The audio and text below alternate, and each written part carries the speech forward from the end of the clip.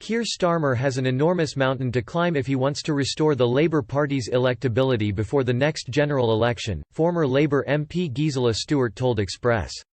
Sir Keir Starmer succeeded Jeremy Corbyn as Labour leader in early April.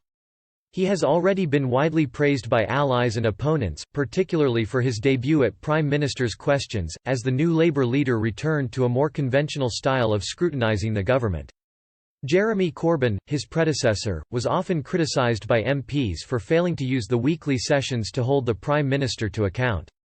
Sir Keir, a former human rights lawyer, is using a more rigorous approach and focused on topics dominating the news agenda.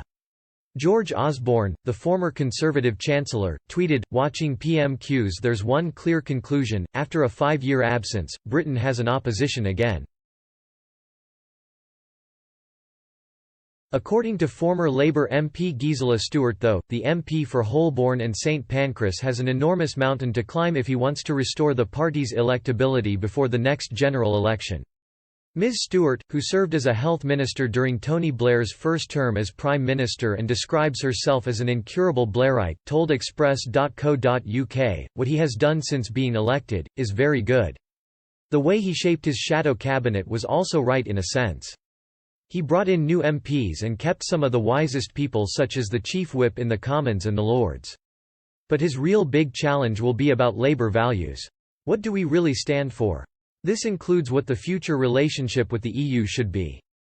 The Vote Leave chair added, "By the look of it, none of the people in his shadow cabinet are Brexiteers. And only people like Lisa Nandy appreciate what we have to do in the north. It has been a good start, but now he has to show that he understands why Labour lost so badly last year. He has to reflect that in his policies. Otherwise we become like the Democrats in America. Labour becomes a party of cities and people in the public service. It has to be more than that.